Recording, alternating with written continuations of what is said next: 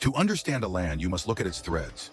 Not just the grand patterns of empires, but the countless tiny knots of everyday life, faith, and trade that together wove the story of the subcontinent long before a foreign crown claimed it.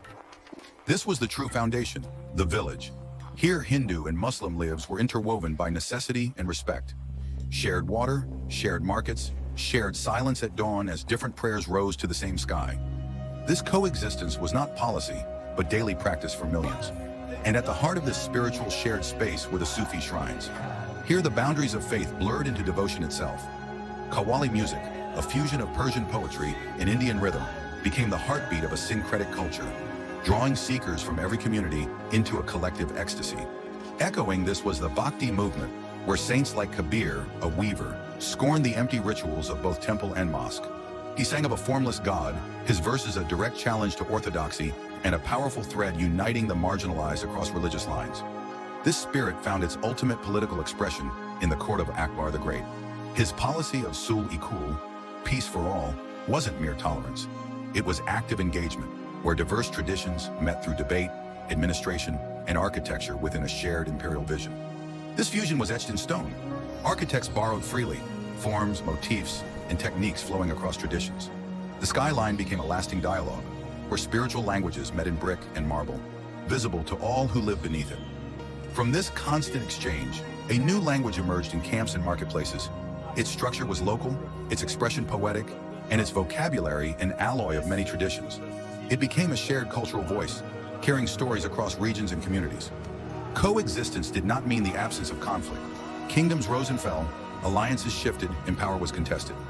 Yet even in rivalry, politics often outweighed faith, revealing a landscape driven as much by strategy as by belief. In the Punjab, a new faith took shape through synthesis. Its message rejected hollow ritual, emphasizing humility and shared humanity. Sacred spaces reflected this openness, welcoming all seekers and embedding inclusion into architecture itself. But on the horizon, a different thread appeared, one that would begin to unravel the tapestry. European trading ships arrived as merchants, but they studied the land as a ledger of interests, alliances, and divisions to be managed. The turning point came not through open conquest, but quiet intrigue. Exploiting internal rivalries and private deals, a trading company secured power through calculation rather than legitimacy. The victory was narrow, but its consequences were vast. Colonial rule viewed society through classification. Censuses, surveys, and maps reduced lived identities into rigid categories. What had once been fluid and overlapping was reorganized into fixed labels, reshaping politics and perception alike. A new education system followed, designed to produce intermediaries fluent in foreign taste and thought. Older scholarly languages declined, and with them faded a shared administrative and literary inheritance that had once connected the educated elite. The deepest rupture was economic. Traditional industries were dismantled as global markets were reoriented elsewhere. Skilled artisans were displaced, livelihoods collapsed, and communities across the land faced the same widening scarcity. In 1857, this older world mounted a final, furious stand. Soldiers from different backgrounds rebelled together against a common authority. The uprising was crushed, and in its aftermath, power was reorganized under direct imperial control. Afterwards, governance increasingly relied on separation.